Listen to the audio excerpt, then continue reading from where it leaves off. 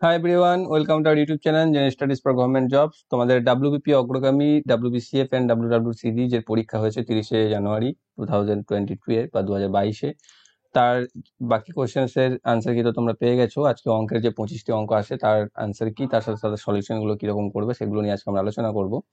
তো যারা যারা আমাদের টেলিগ্রাম চ্যানেলে জয়েন হওনি, টেলিগ্রাম চ্যানেলে জয়েন হয়ে যাও অবশ্যই। সেখানে তোমরা যে কোনো ভিডিও রিলেটেড ইনফরমেশন এবং পিডিএফ পেয়ে যাবে।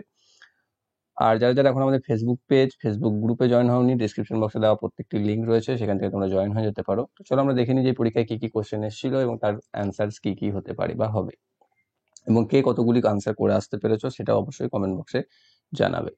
তো প্রথম অঙ্ক দেখো কি আছে, যে প্রতিদিন 7 ঘন্টা করে কাজ করলে 4 জন ব্যক্তি একটি কাজ 8 দিনে সম্পন্ন করতে পারে। যদি প্রতিদিন 8 ঘন্টা করে কাজ হয় তবে সেই একই কাজ 4 দিনে সম্পন্ন করতে কতজন ব্যক্তির প্রয়োজন হবে। দেখো এখানে এটা যার কোশ্চেন ছিল সে একটা মেথড অ্যাপ্লাই করেছিল, এখানে দেখতে পাচ্ছ তোমরা, সেটাও তুমি করতে পারো চাইলে। ওকে, আর যদি তুমি না করো তাহলেও কোনো সমস্যা নেই। তাহলে 7 ঘন্টা এইভাবে করে নেবে, 7 ঘন্টা করে কাজ করলে 4 জন ব্যক্তির একটি কাজ করতে সময় লাগছে 8 দিন। যদি প্রতিদিন 8 ঘন্টা কাজ করে এবং 4 দিনে সম্পন্ন করতে হয় তাহলে কতজন ব্যক্তির লাগবে। তাহলে এখানে দেখো প্রথমে তারা 7 ঘন্টা কাজ করছিল, পরে তারা 8 ঘন্টা কাজ করছে, মানে সময় কম লাগার কথা বা লোক কম লাগার কথা, তাই তো। লোক কম লাগার কথা, কম লাগলে ছোটটা উপরে বসবে, মানে 7/8। অন্যদিকে এর সাথে এর কি রিলেশন হবে, দেখো এখানে কি আছে, 8 দিনে শেষ করতে হচ্ছিল, 4 দিনে শেষ করতে হয়। তো 4 দিনে যদি শেষ করতে হয় লোক বেশি লাগবে, মানে বড়টি উপরে বসবে, ইন্টু 4। ঠিক আছে, এখানে দেখো 4 4 8 8 কেটে যাবে, পড়ে থাকবে 7। ঠিক আছে, তো আমাদের উত্তর হচ্ছে 7 জন। অপশন নাম্বার এতে রয়েছে সঠিক উত্তর। অথবা তোমরা যে ম্যান ইন্টু ওয়ার্ক ইন্টু যেটা রয়েছে কাজ, W1 M1 equal to W2 into M2 যে ফর্মুলার বা টি, এটা হচ্ছে formula W1 into M1 into T1 equal to W2 into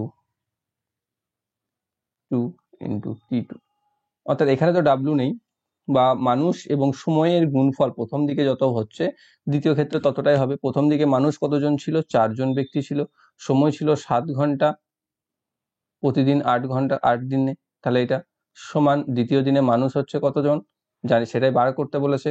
R time বলে দিয়েছে 8 ইন্টু, মানে 4 দিন করছে 8 ঘন্টা করে, তাহলে ইন্টু M2। তাহলে এবার এইদিকে দেখো 4 4 কেটে যাবে, এদিকে 4 আর 8 কেটে যাবে, তাহলে পড়ে থাকছে M2 ইকুয়াল টু 7, অর্থাৎ 7 জন সময় লাগবে, বা সরি 7 দিন 7 জন লাগবে ব্যক্তি। অপশন নাম্বার এতে রয়েছে, তো এই মেথডও তুমি করতে পারো। নেক্সট রয়েছে, একটি সাইকেল 320 টাকায় বিক্রি করলে এক বিক্রেতা বিক্রয় মূল্যের 1/5 ক্ষতি বহন করে। সাইকেলটির ক্রয় মূল্য কত? বলেছে 320 টাকায় যদি সে বিক্রি করে তাহলে বিক্রয় মূল্যের 1/5 তার ক্ষতি হয়। বিক্রয় মূল্যের 1/5 ক্ষতি মানে কত, 320 এর 1/5, সেটাই তো 320টা বিক্রি মূল্য। তাহলে হচ্ছে 5কে যদি ভাগ করি আমি, 5 6 30, 5 4 64 টাকা। তাহলে 64 টাকা তার ক্ষতি হচ্ছে। তাহলে তার ক্ষতি যদি হয়ে থাকে 320 টাকায় বিক্রি করে 64 টাকা, তাহলে তার ক্রয় মূল্য কত হচ্ছে, 320 প্লাস 64 সমান হচ্ছে 384। অপশন নাম্বার এতে রয়েছে। নেক্সট রয়েছে, দুটি সংখ্যার গুণফল 175 এবং ক্ষুদ্রতম সংখ্যাটি দ্বারা বৃহত্তম সংখ্যাটিকে ভাগ করলে ভাগফল হয় 7। ক্ষুদ্রতম সংখ্যাটি কত হবে? অর্থাৎ দুটি সংখ্যার গুণফল বলে দিয়েছে XY ইকুয়াল টু 175, আর একটা বলে দিয়েছে বৃহত্তম সংখ্যাটিকে ক্ষুদ্রতম সংখ্যা দ্বারা ভাগ করলে, মানে যদি বৃহত্তম হয় X আর ক্ষুদ্রতম হয় Y, তাহলে হচ্ছে 7। ঠিক আছে, তো এটা তুমি করতে পারো। তাহলে এখান থেকে আমি লিখতে পারি যে X ইকুয়াল টু 7Y, এটা এবার 7Y এর জায়গায় তুমি 7Y, সরি X এর জায়গায় তুমি 7Y বসিয়ে দিতে পারো। ওকে, তাহলেও আমরা সেইভাবে করতে পারি। এখানে কি বলেছে, দুটির গুণফল হচ্ছে 175 এবং দুটির ভাগফল হচ্ছে 7। তাহলে যদি 7Y হয় তাহলে দেখো 7Y স্কোয়ার ইকুয়াল টু 7 আসবে, 7 দিয়ে ভাগ করলে মানে আমি পাচ্ছি এখান থেকে, যদি X এর জায়গায় 7Y বসিয়ে দিই তাহলে 7Y into Y equal to 175, বা 7Y স্কোয়ার ইকুয়াল টু 175, বা Y স্কোয়ার ইকুয়াল টু 25, বা Y ইকুয়াল টু 5।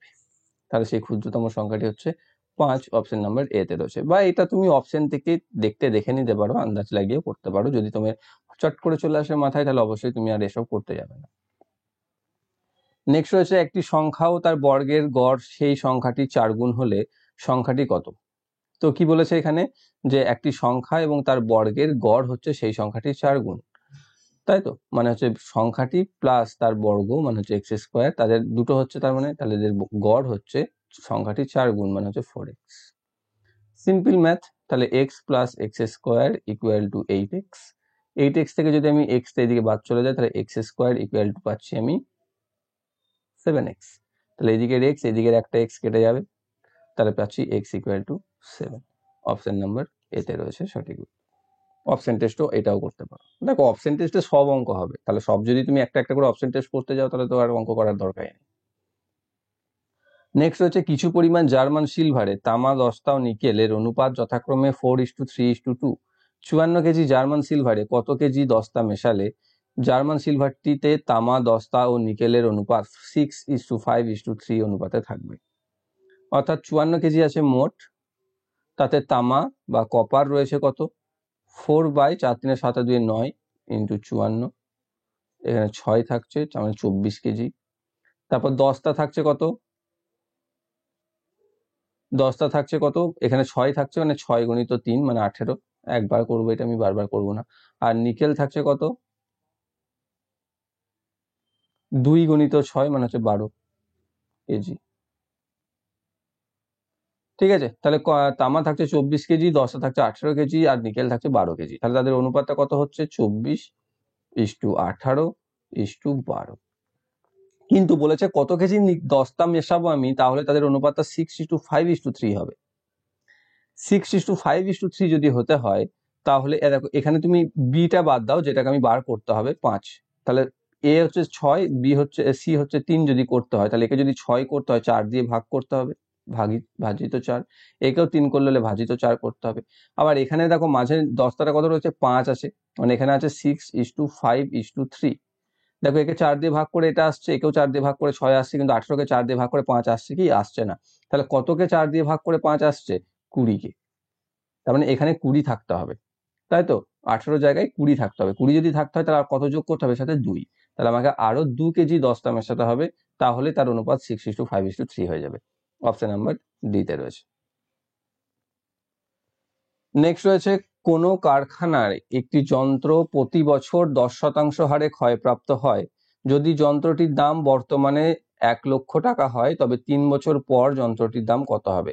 এখানে যে বন্ধুর অঙ্ক রয়েছে, এটা বা যে পরীক্ষা দিয়েছিল, সে যে মেথডে করেছে তুমি সেই মেথডে করতে পারো। এটাও একটা খুব সুন্দর সহজ একটি মেথড। ঠিক আছে, এখানে 10 কে গুণ করতে হবে, আর এদিকে তোমার 10% হ্রাস পেয়েছে, মানে 10-এর জায়গায় 9 9 9, 3টে 9কে গুণ করতে হবে, যেটা আসবে। তাহলে এখানে যদি 1000 হয় তাহলে হচ্ছে 729, এখানে 1 লক্ষ হয়েছে, তাই পাশে দুটো শূন্য বসে গেছে। ক্লিয়ার? তো এটা তো তুমি চাইলে করতে পারো, কোনো সমস্যা নেই। কিন্তু যদি না বুঝে থাকো বা না মাথায় আসে, তাহলে কি করবে, 1 লক্ষ যেটা কি হচ্ছে 10% করে হ্রাস পেয়েছে, মানে হয়েছে 90/100। পরের বছরে আবার 10% কমেছে, মানে আবার এর 90/100।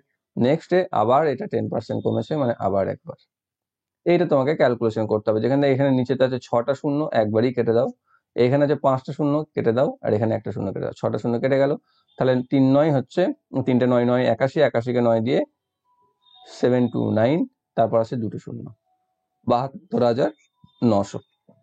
অপশন নাম্বার সি তে রয়েছে, এটাও করতে পারো। নেক্সট রয়েছে মানের ঊর্ধ্বক্রম অনুসারে সাজাও। ঊর্ধ্বক্রম কথার অর্থটি হচ্ছে ছোট থেকে বড়। কি কি দিয়েছে আমাকে, 0.5, 0.9, 2/3, 5/7। তাহলে 0.5 তো দশমিকে দেওয়া আছে, সেটাকে সেভাবেই লিখলাম। 0.9টা দশমিকে দেওয়া আছে, সেটাকেও সেভাবে লিখলাম। 2/3 কে আমরা 0.66 লিখতে পারি অ্যাপ্রক্স। আর 5/7 মানে 7 7 49, মানে 0.7, এরকম লিখতে পারি। এটা যদি পেয়ে যায়, তাহলে দেখো আমি ছোট কোনটা বড় কোনটা সেটা আমি পেয়ে গেলাম। এবার আমি সাজিয়ে দেবো। সব থেকে ছোট হচ্ছে কোনটা, 0.5। তার থেকে বড় হচ্ছে 0.66, মানে হচ্ছে 2/3। তার থেকে হচ্ছে 0.7, মানে হচ্ছে 5/7। আর সব থেকে বড় হচ্ছে 0.9। তাহলে এটা হচ্ছে ছোট থেকে বড় সাজানো, যেটা রয়েছে অপশন নাম্বার সি তে। নেক্সট রয়েছে কি, যদি A:B 4:6 এবং B:C 8:10 এবং C:D 6:5 হয়, তাহলে A:B C:D কত হবে? অঙ্ক অনেকবার করেছো তোমরা। তো এখানে A:B:C:D বসিয়ে নেবে। প্রথমে A আর B দেওয়া আছে 4 আর 6, তো এগুলোকে কি করবে না, ছোট করে নেবে। তাহলে গুণটা আমাকে একটু কম করতে হবে। ওকে, ছোট করে নেবে, মানে 4:6 আছে, মানে আমি এটাকে 2:3 লিখতে পারি, তাই তো? তাহলে আমি এখানে 2:3 লিখবো, বড় রাখলেও হবে, কোনো সমস্যা নেই। তারপরে রয়েছে বি আর সি রয়েছে 8:10, এটাকে আমি 4:5 করে নেব। কি করবো তাহলে দেখো, এখানে আমরা H2B, B/C এবং C/D যেগুলো রয়েছে সেগুলোকে পরপর লিখে নেবো। C/D রয়েছে কি 6:5, 6:5 আমি লিখে নিলাম। এবার যে ফাঁকা জায়গাগুলো রয়েছে সেই ফাঁকা জায়গাগুলোকে তার পার্শ্ববর্তী যে সংখ্যাটা আছে সেই সংখ্যাগুলিকে বসিয়ে দেবো। ঠিক আছে, যেমন কিরকম ভাবে দেখে নাও। এখানে দেখো 3 আছে, তার মানে এই পাশে এই দুটোতে 3 বসিয়ে দাও। এখানে 5 আছে, এখানে 5 বসিয়ে দাও। এখানে 4 আছে, এখানে 4 বসিয়ে দাও। এখানে 6, মানে এখানেও 6, এখানেও 6। এবার একে অপরের সাথে গুণ করে দাও। 4 2 8, 8 6 48, 3 4 12 6 72, 3 5 15 6 90, আর এখানে 3 5 15 5 75। এবার দেখো 3 দিয়ে কাটবে একমাত্র, 3 16 48, 3 24 72, 3 30 90, আর 3 25 75। তাহলে আসছে 16:24:30:25, আর কাটবে না। তাহলে কোথায় রয়েছে দেখো, অপশন নম্বর সি তে। ওকে, নেক্সট অঙ্ক কি রয়েছে, একটি আয়তক্ষেত্রের পরিধি 64 মিটার এবং আয়তক্ষেত্রটির দৈর্ঘ্য ও প্রস্থের মধ্যে পার্থক্য 18 মিটার হলে আয়তক্ষেত্রটির ক্ষেত্রফল কত? পরিধি বলে দিয়েছে 64, তো ধরে নাও দৈর্ঘ্য আর প্রস্থ হচ্ছে এ আর বি, তাহলে এদের ক্ষেত্রফল পরিধির সূত্র কি 2 × a + b, যেটা হচ্ছে 64। তাহলে আমি এখান থেকে a + b বার করতে পারি, যেটা হচ্ছে 32। আর কি বলেছে, দৈর্ঘ্য আর প্রস্থের পার্থক্য 18 মিটার, মানে a - b হচ্ছে 18। এটা যদি হয়ে থাকে তাহলে ক্ষেত্রফল মানে হচ্ছে a আসবে 18 আর 32 যোগ করে দাও, 50/2 মানে হচ্ছে 25, আর b আসবে বিয়োগ করে নাও 32 থেকে 18 মানে 14/2 মানে হচ্ছে 7। তাহলে ক্ষেত্রফল হচ্ছে a × b বা ab সমান হচ্ছে 25 × 7 বা 175। অপশন নম্বর সি তে রয়েছে।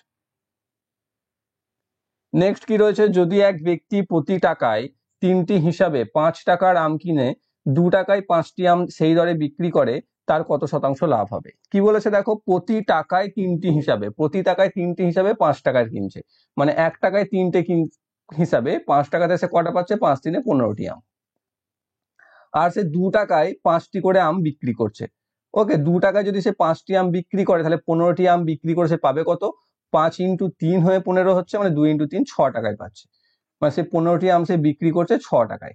তাই 5 টাকায় কিনে সে 6 টাকায় বিক্রি করছে, মানে লাভ হচ্ছে 6 - 5 সমান হচ্ছে 1 টাকা। ক টাকায়? 5 টাকায় 1 টাকা লাভ, তাহলে 100 টাকায় কত লাভ? তাহলে হচ্ছে 100/5 মানে হচ্ছে 20%। অপশন নাম্বার এ তে রয়েছে।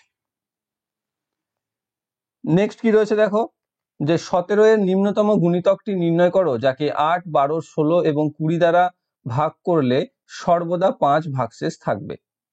তার জন্য আমাকে কি করতে হবে, এর এলসিএম করতে হবে। 8, 12, 16, 20, এর এলসিএম যদি করি 4 দিয়ে দাও প্রথমে, যেহেতু সবগুলো চলে যাচ্ছে। 4 2 8, 4 3 12, 4 4 16, 4 5 20, আর একবার 2 দিয়ে যাবে, 2 1 2, 2 2 4, আর তো যাবে না, তাহলে 4 2 8, 3 8 24, 24 10 240। এবার কি বলেছে 17-র কি বলেছে 17-র নিম্নতম গুণিতক। এবার 240টা তো 17 দ্বারা ডিভিজিবল নয়, তার মানে 17 যদি গুণিতক হতে হয় মানে একে 17 দিয়ে গুণ করতে হবে। 17 একটা মৌলিক সংখ্যা। এবার 17 দিয়ে যদি তুমি গুণ করো কত আসছে দেখো, 4 17 68 8, থাকে 6, 17 2 34 আর 6 40, 4080। তাহলে 4080 হচ্ছে সেই সংখ্যা যেটি 17-রও গুণিতক, আবার 8, 12, 16, 20 দ্বারাও বিভাজ্য। কিন্তু এখানে বলে দিয়েছে 5 ভাগশেষ থাকতে হবে। 5 ভাগশেষ থাকতে হলে সাথে 5 যোগ করে দাও, তাহলে হচ্ছে 4085। ওকে, অপশন নাম্বার সি তে রয়েছে এটির সঠিক উত্তর। নেক্সট রয়েছে, স্রোতের অনুকূলে একটি নৌকা 6 মিনিটে 1 কিলোমিটার যায়, স্রোতের প্রতিকূলে যদি নৌকাটি প্রতি ঘন্টায় 6 কিলোমিটার যায়, তবে স্রোতের গতিবেগ কত? অর্থাৎ স্রোতের অনুকূলে, অর্থাৎ যখন বোট প্লাস স্ট্রিম, মানে স্রোতের গতিবেগ হচ্ছে স্ট্রিমের গতিবেগ, তখন 6 মিনিটে 1 কিলোমিটার যায়। 6 মিনিটে 1 কিলোমিটার মানে 60 মিনিটে যায় 10 কিলোমিটার, তার মানে আমি লিখতে পারি গতিবেগ ছিল 10 কিলোমিটার প্রতি ঘন্টা। আর যখন সে প্রতিকূলে যায়, মানে বোটের স্পিড মাইনাস স্ট্রিমের স্পিড, তখন সে যাচ্ছে 6 কিলোমিটার প্রতি ঘন্টা। আমাকে কিসে বার করতে বলেছে, স্ট্রিমের গতিবেগ বার করতে বলেছে। তাহলে এখানে s = কি হবে, বিয়োগ করতে হয়, 10 থেকে 6 বিয়োগ করে দাও, 4/2 মানে হচ্ছে 2 কিলোমিটার প্রতি ঘন্টা। ওকে, যদি বোটের বার করতে বলতে যোগ করে 2 দিয়ে ভাগ, মানে 6 আর 10 16/2 মানে 8 কিলোমিটার প্রতি ঘন্টা। ক্লিয়ার? তো অপশন নাম্বার ডি তে রয়েছে এটির সঠিক উত্তর। নেক্সট আছে কৌশিক যদি কিছু সংখ্যক দরিদ্র মানুষকে 6 টাকা করে দেয় তাহলে তার কাছে 7 টাকা অবশিষ্ট থাকে। অর্থাৎ যদি একজন ব্যক্তি ধরে নাও, তাহলে তাকে প্রত্যেকে যদি 6 টাকা করে দিচ্ছে তাহলে তার কাছে এখনো 7 টাকা রয়েছে। আবার যদি কি বলেছে, যদি সে 8 টাকা করে দিতে চায় তাহলে তার 7 টাকা কম পড়ে, মানে যদি সে 8 টাকা করে দিতে চায় তাহলে দিতে হবে 8x টাকা, কিন্তু তার কাছে তখন 7 টাকা কম পড়ছে। অ্যাকচুয়ালি তো তার কাছে আছে একই টাকা, ইকুয়াল টু হচ্ছে সমান। তাহলে সমান যদি করা হয় তাহলে 6x minus 8x equal to 0, sorry minus 14, আর তাহলে minus 2x equal to minus 14, minus minus কেটে গেল, x ইকুয়াল টু 7। তাহলে হচ্ছে ব্যক্তি সংখ্যা 7 জন, অপশন নাম্বার এতে রয়েছে এটি সঠিক উত্তর। এখানে যে ব্যক্তি করেছেন তিনি সঠিকটা করেছিলেন। নেক্সট রয়েছে 30,000 টাকা 3 বছরে 9% চক্রবৃদ্ধি সুদ হারের সুদ কত? দেখো এটা আমি আর করছি না, কারণ যে এখানে খুব সুন্দরভাবে করেই রেখেছেন, যদি শুধু 9/100 এটা লিখে দিই আমি একটু। বেশ, কি করবো আমরা এখানে p into 1 plus r by 100 এই ফর্মুলাতে ফেলেও আমি করতে পারি, কিন্তু সেটা আমি বলেছি যে পরীক্ষার সময় করবে না, কারণ ওতে ক্যালকুলেশনটা একটু জটিল চলে আসে, তো করার কোনো প্রয়োজন নেই। এখানে আমরা কি করব, প্রথমে 3000-এর 9% বার করব, তারপর কত আসছে, তাহলে এখানে 0 0 কাটলো, 3 9 27 মানে 2700 টাকা। এবার 27-এর 9% বার করব, এখানে 0 0 কাটবে, 27 9 হচ্ছে 243 টাকা। আবার সেই 243-এর আমরা আবার 9% বার করব, যেটা পয়েন্টে আসবে 21.87 টাকা। এবার কি করব, 3 বছর যেহেতু রয়েছে তাহলে প্রথমেটা 3 দিয়ে, দ্বিতীয়টা 3 দিয়ে এবং তৃতীয়টা 1 দিয়ে গুণ করে যোগ করে দেবো। তাহলে যোগ করলে এখান থেকে আসছে 8100। এখান থেকে পাচ্ছি আমি 3 দিয়ে যদি গুণ করি, 3 3 9, 3 4 12 আর 1 12 2, হাতে থাকছে 1, 3 2 6 1 7, 729, আর এখানে থাকছে 21.87। এই যদি যোগ করি তাহলে আমি পেয়ে যাচ্ছি 8850.87। ওকে, তো অপশন নাম্বার সি তে রয়েছে সঠিক উত্তর। নেক্সট রয়েছে একটা সরল, ঠিক আছে, কঠিন না সরলটা। কি আছে, 2/3 ইন্টু লম্বার মতো একটা দাগ দিয়ে দিচ্ছি, ওপরে 3 ভাজিত এদিকে 5/4। এখানে নিচের কাজটা যদি আমি আগে করে নিই তাহলে পাচ্ছি 5/6 ভাজিত 2/5 গণিত 4 1 4 1 5/4। এই গুণটা যেহেতু আগে হবে, 5 5টা কেটে যাবে, 2 2 কেটে যাবে, এখানে সরি 2 দিয়ে, তাহলে এখানে পড়ে থাকছে 5/6, গুণ করে উল্টে যাবে, 2/1 হয়ে যাবে, 2টা এটা কেটে যাবে, 3/5/3 পড়ে থাকবে। তাহলে থাকছে কত, 2/3 গণিত 3 গণিত 3, 5/3 উল্টে 3/5 হয়ে যাবে, গণিত 5/4টাকে 4/5 করে দেবে। তাহলে দেখো কিছু কাটছে কিনা, এখানে 3 3টা কাটছে, আর কিছু কাটছে না, 3 2 6 4 24/25। আমাদের অ্যান্সার আসছে অপশন নাম্বার সি তে। নেক্সট রয়েছে একজন ক্রিকেটার তার 11তম ইনিংসে 100 রান করায় তার গড় 5% বৃদ্ধি পেয়ে থাকলে 11তম ইনিংসের পর তার রানের গড় কত? ঠিক আছে, তাহলে 11তম ইনিংসে তিনি 100 রান করেছেন, যার ফলে তার 5 করে বৃদ্ধি পেয়েছে, মানে বাকি যে পিছনে যে 10টা খেলেছিলেন তিনি 10টা ইনিংস, সেই 10টাতেও 5 করে বেড়ে গেছে প্রত্যেকটিতে, মানে মোট বেড়েছে তার কত, সেই 10টিতে 10 × 5 সমান হচ্ছে 50 বেড়েছে, মানে 50 নাম্বার বা 50 রান তার সেই আগের পিছনের 10টা বাড়তে চলে গেছে। তাহলে বাকি থাকছে কত, 100 - 50 সমান হচ্ছে 50। তাই সেটাই অ্যাকচুয়ালি 11তম ইনিংসের গড়ে কাউন্ট হয়েছে, তাহলে কাউন্ট যেটা হয়েছে সেটাই তো এভারেজ। তাহলে 11তম ইনিংসে যদি কাউন্ট অ্যাকচুয়ালি হয়ে থাকে 50, তাহলে আমরা বলতে পারি 11তম ইনিংসের পর তার গড় ছিল 50। অপশন নাম্বার সি তে রয়েছে সঠিক উত্তর, আগে ছিল 45। নেক্সট কি রয়েছে, যদি 940 টাকা এই বি ও সি এর মধ্যে 3/1 এ ভাগ করে দেওয়া হয়, তাহলে বি কত পাবে? তাহলে এখানে A/B/C, এটা কত আছে, 1/2, মানে আমি পূর্ণ করে নিলে 3/2, আর এ রয়েছে 3, আর এ রয়েছে 7/2। সবগুলোকে 2 দিয়ে গুণ করে দিলে আমার হর পালিয়ে যাবে, 2 2 কেটে যাবে, 2 2 কেটে যাবে, তাহলে 3:6:7। তাহলে বি পাবে কত, বি এর ভাগার হচ্ছে 6/9 আর 16 7 16, 6/16 ইন্টু 940। এখানে 3 দিয়ে কাটবে, সরি 2 দিয়ে, 2 3 6, 2 8 16, 8 দিয়ে এটা কাটবে, দেখো কত কাটছে, 8 10 80 আর 11, 8 12 96 হয়ে যাচ্ছে, মানে 8 11 88, 6 60, 8 11 8 1 8, 8 6 0 8 7 56.5, 117.5 আসছে। 117.5 কে 3 দিয়ে গুণ করলে পাচ্ছি 3 100 300, আর 3 17 51, আর 1.5 51 52.50, মানে হচ্ছে 352.5। অতএব অপশন নাম্বার এ তে রয়েছে সঠিক উত্তর। নেক্সট রয়েছে কোনো দুধ ও জলের মিশ্রণে 60% জল আছে, 20 লিটার এমন মিশ্রণে কতটা দুধ মেশালে নতুন মিশ্রণটিতে 75% দুধ থাকবে।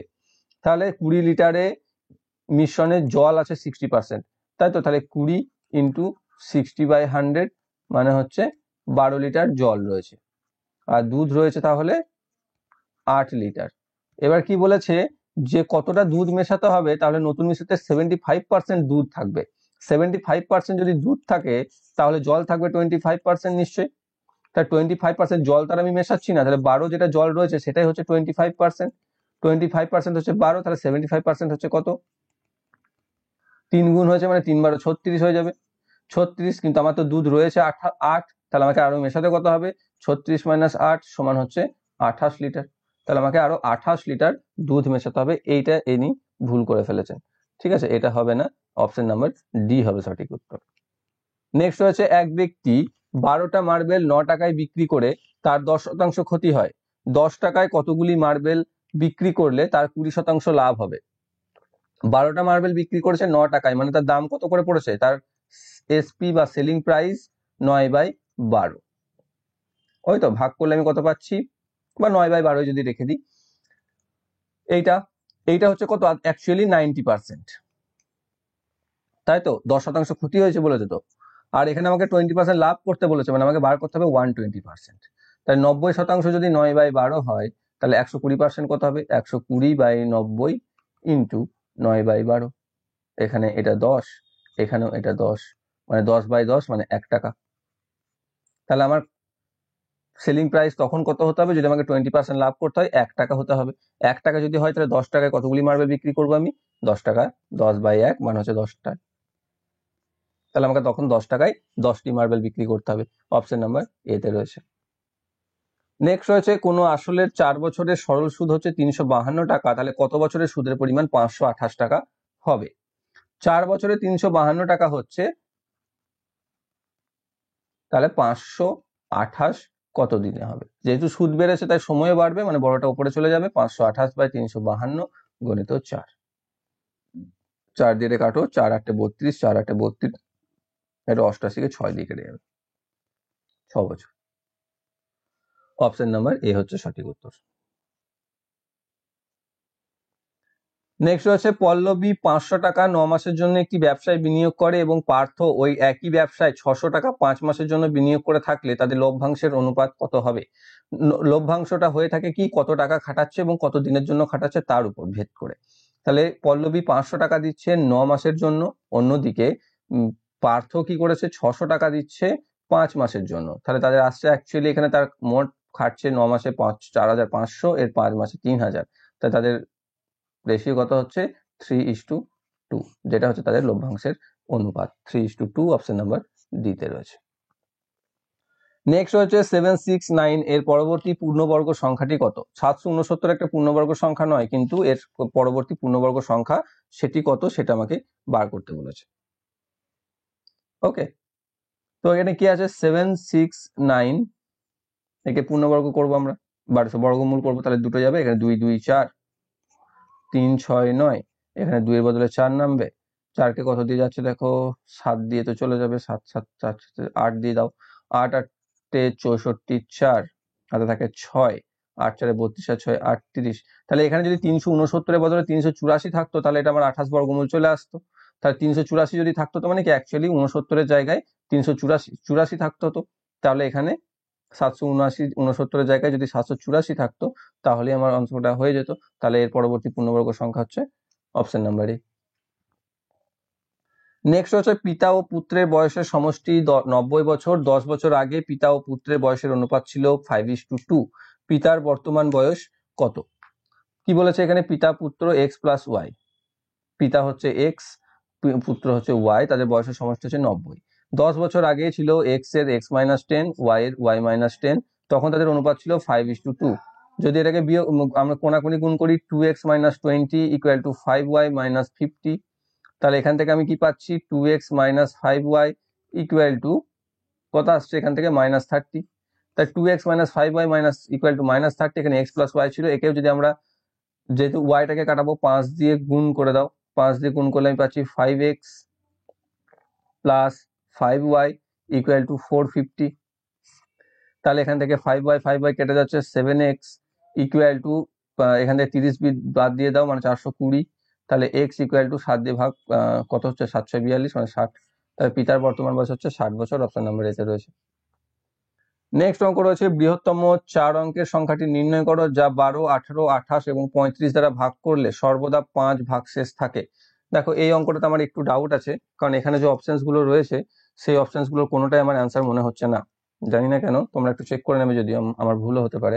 তো কি রয়েছে 12, 18, 28 আর 35, এদের আমরা লসাগু করব ফার্স্ট।